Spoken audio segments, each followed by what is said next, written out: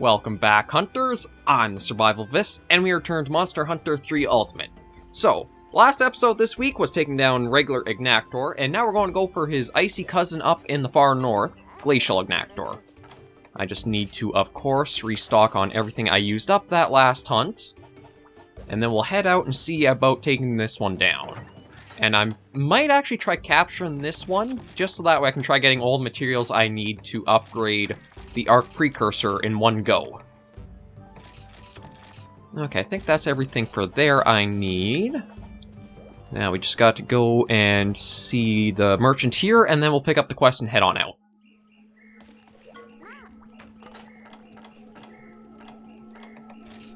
Oh, hang on. There we go. That's right, forgetting the inputs just by everything super quick and easy. That should do it. Yeah, we're all good there, so let's eat and then we'll depart. Get that, and just get the temper. We don't need anything like Dung Master, considering... Well, Agnaktor doesn't have a pin attack, and I'd be kind of afraid of what it is. I'd have to imagine almost be kind... I didn't get the temper, unfortunately. I'd have to imagine that, like, Agnaktor's pin would be something like similar to Furious Rajang's from Iceborne, where he just, like, grabs you and then blasts you in the face with his beam, or... he would even just hold you in his beak and then just, like, melt you, or, in this case, freeze you solid. Actually, what might make an interesting pin attack if Agnaktor ever returns. But again, it's kind of hard to say if we'll see Agnaktor again. Rise, you do have certain monsters like Zamtrios and Agnaktor who are prime... Oh, well, no, actually, that's kind of a tiny little Agnaktor, isn't it?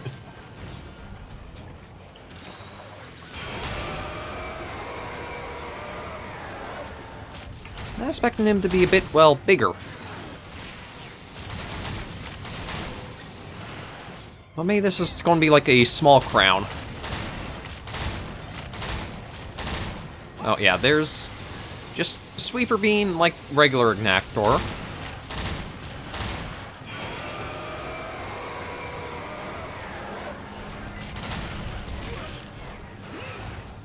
Man, I really am underestimating just how long the recoil on this bowgun can be.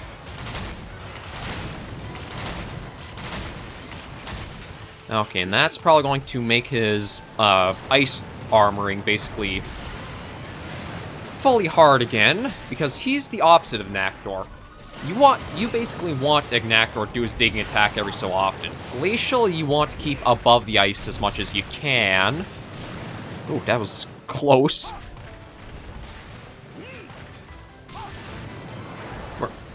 Glacial you want above the ice, so that way it kind of like melts and thaws, so that way it's weaker to break apart.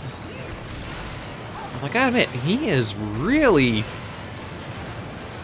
not coming out of that anytime soon, is he? Oh, Lord. Oh, finally. Okay, you were under for way too long.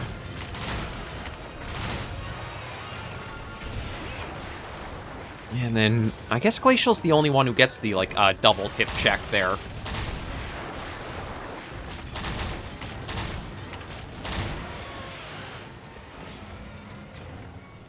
And, okay, just the kind of homing slide. That's no problem.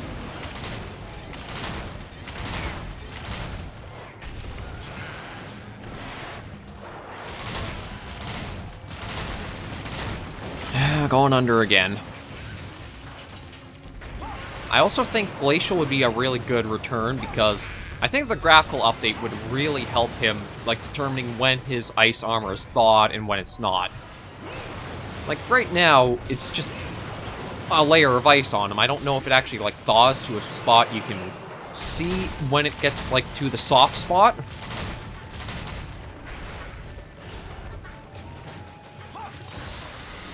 It seems like maybe the front leg is there, because I think it goes a little more translucent, but again, it's hard to sort of tell for sure back in this era.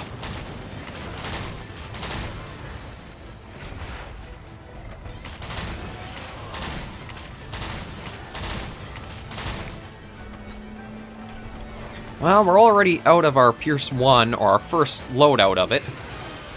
So we'll start into some Pierce 3s and see how they do. I tend not to like using them that much because of just the reload and recoil time they take. Getting so locked up like that can be really dangerous in G-Rank. Of course, if he just wants to spam the beams, I have no complaints about that, though.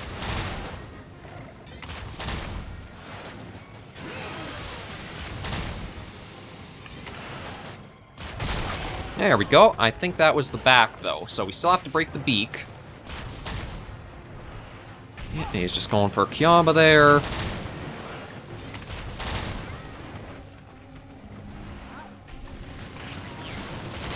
Yeah, Agnaktor is basically just duke him out to go one direction, then go right back the way you came.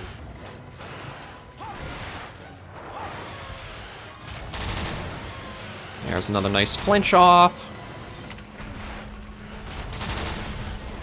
Yeah, gonna be a bit of a smack there.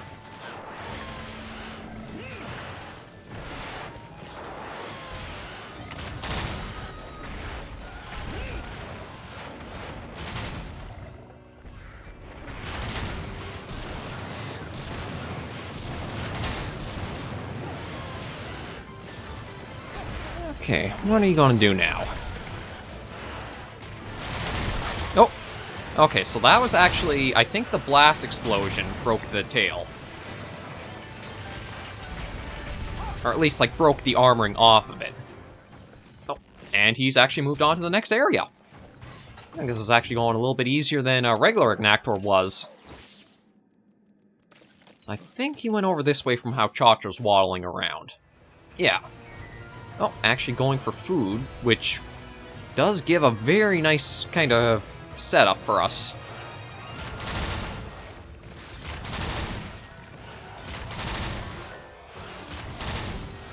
Yeah, I don't think we're going to be able to flinch him out of the eating, so he's still low on stamina, but we still got some very good damage in with all the pure shots that got off freely. Ooh. And let's just see what we got here. There's a nice find. And as long as it's not a wyvern tier, it's basically a nice shiny find.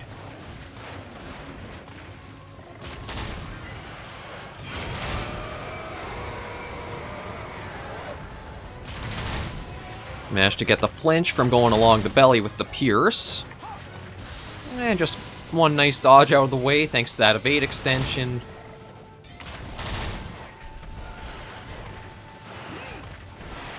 I gotta admit, the Narga set, I think, is probably one of the, like, MVP sets for heavy bowgunning. It just keeps you alive and lets you keep getting in the shots you need.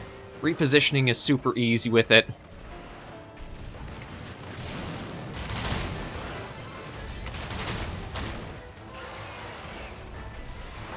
Ow. I wasn't sure if he'd be able to cover that much ground to us, but definitely proved me wrong.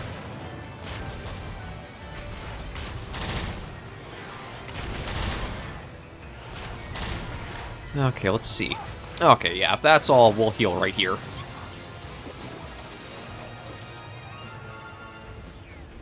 Again, you can call me overly cautious if you like for like how often or how early I heal with damage, but I'd much rather be able to take more hits than just think I'm getting a bit too cocky and not having to heal. It's thinking like that usually winds up in a cart. Yeah, I'm over there. No, I'm not. Okay.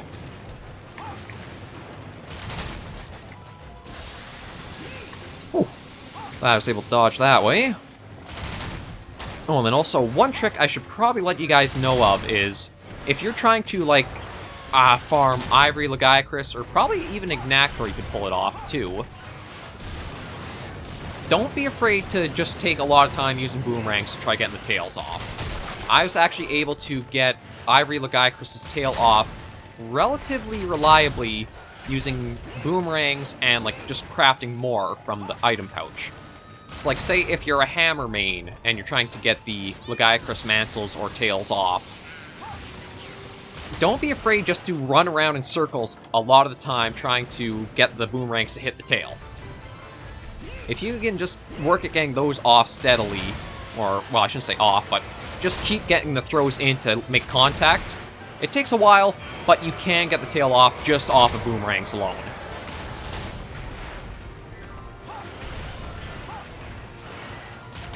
I don't think it would be... Regular Lagiacrus, you're probably not going to be able to because he's underwater, and, like, trying to use boomerangs underwater is horrible. But if you have, like, Ivory Lagiacrus turned into Porky Pig there for a moment. If you're trying, like, for Ivory Lagiacrus and going after the mantles, or even, like, Lagiacrus tails, just the lashes themselves, the boomerangs are, granted, not the best method. If you do have, like, a cutting weapon of any kind, I'd take that over them, but you can still get away with using boomerangs.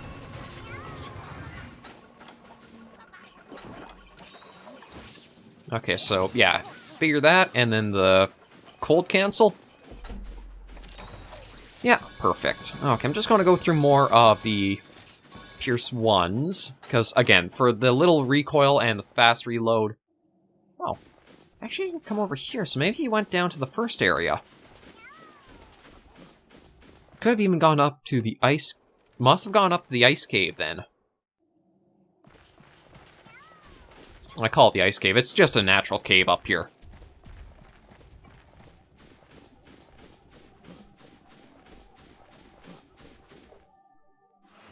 Yeah, there it is.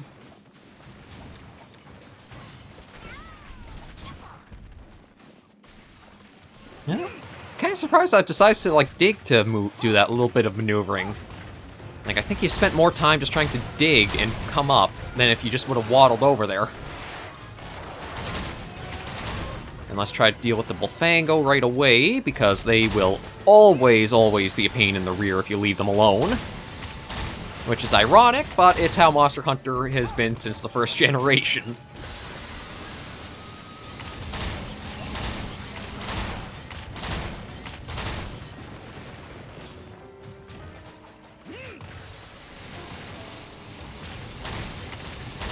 If you just want to keep doing that, feel free to.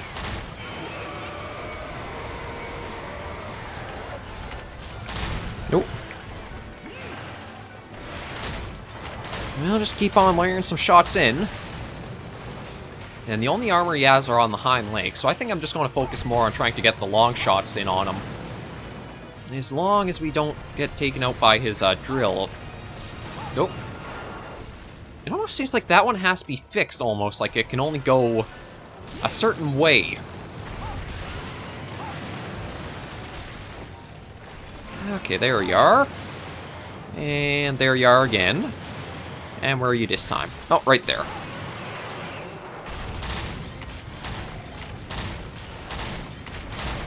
There we go. Nice shot to the head.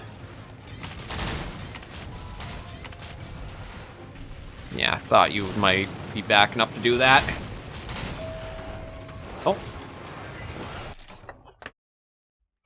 Okay, we're back. Just a stupid interruption at the door there, but... seems like we got Glacial right down to limping status, so... considering how stingy the rewards were, I am thinking of using just a trap on him. Oh. Oh, looks like we might actually be able to get really lucky with this, because he might drop a shiny here. Go ahead. Yeah, there's the shiny sound. Trap down. So I need the Pluras from him. There we are. Just the tier. Again, the shinies really weren't exactly worth it back in these days. They got a lot more generous in... well, it might not even be that they're more generous in Rise, it's just that there's more chance of them dropping from, like, the Wyvern riding or staggers, that they seem more worth it and they drop better materials, or, well, actual materials.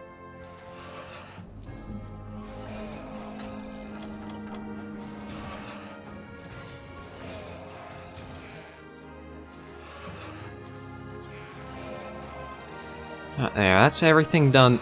Cha-Cha, what are you... like, it's dead. Why are you guys trying to beat the crap out of it more? I don't understand them. yeah, that was Glacial all taken care of. We'll see, hopefully we got some nice rewards from a capture. I know it's still kind of debatable back in these days if the capture was better or killing was. I think it really depends on what material you're trying to go for in general. Let's just see here. Pretty stingy. But we did get... Okay, 2 Drenched Plura. Those are what I need, so I'm 1 away, I think. Hopefully Cha-Cha got lucky, but that wasn't even a crown small, so I don't know how tiny a, like, small crown would be for glacial sizing. Talon. Not bad, but not exactly what I was hoping for. And you don't have anything, do you, Kyaba? Nope, nothing at all. Nope.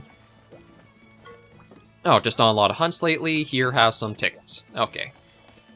Yeah, I didn't think it would be anything too special from him.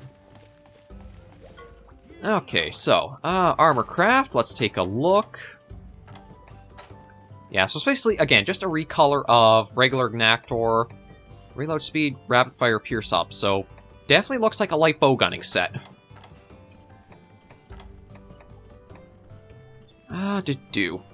Yeah, actually looks like it might be those 3 skills might be the procs. I just want to check the head. +3. Okay, that's 5. 6. 7, 8. So yeah, looks like... Yeah, it is. All 3 of those proc off. So that's interesting, actually. Right, all 3 skills look like they do proc, so that would be a decent set to get. I mean, it's nothing too special looks-wise. It's, again, just a recolor, but still. Interesting to know that there's another light bowgun stuff. I want to go for it. Of course, I'm heavy bowgunning, but I don't think we'll really have any other sets to go for too quickly. And then, yeah, this is the heavy bowgun for Glacial. You can see it kind of gets, like, the blue highlights more. Like, the ice is now frozen over it, so... Both regular and Glacial get some nice-looking heavy bowguns late into the game. As for where I wanted to use the, yeah, that's the Abyssal Lagiacrus heavy bowgun. You guys get a little peek at that right now. Where I want to use the parts for is here. The Arcan Antiphon. I think it's the final upgrade. I'm not too sure, though, but it does get a little higher up, because, like... I don't know what it was before this. Okay, 423, that... Yes, this might actually have power to start rivaling the Griffin Bazooka. Like, it's probably not going to be quite as high at, like, 523, but I still think it's going to be a very strong heavy bowgun, which I love a Ceadeus weapon has this much use. All of Monster Hunter 3 Try, you didn't get Ceadeus bowgun whatsoever. Here, you get a very powerful bowgun to use. But yeah, we'll end this episode off here, and then next week is going to be our Thunder Puppies, Zinogre and Stygian Zinogre. So we'll see how we do against them, and we may be using the Arc Precursor, because I don't think Pierce is going to be a good shot type to use against them. They can be some pretty dangerous ones, even in high rank. Well, regular Zinogre can be a dangerous one in high rank. Stygian takes that to another level. And he's got some interesting moves that I don't think you really notice. Yeah, they completely changed him up, because before Iceborne, when he came in, the Dracophage bugs, I think that's what they're called, they operated a lot differently. And you'll see that when we get to them in the second episode next week. But for now, we'll end things off here. Thank you guys very much for joining me on this episode of 3 Ultimate. And if you did enjoy the video or liking the series, be sure to give us a like. And if you have any comments, tips, or tricks, be sure to leave it all in the comments right down below. But until I catch you all in the next video, hunters and survivors, please remember, as always, to take care, stay alive, and happy hunting.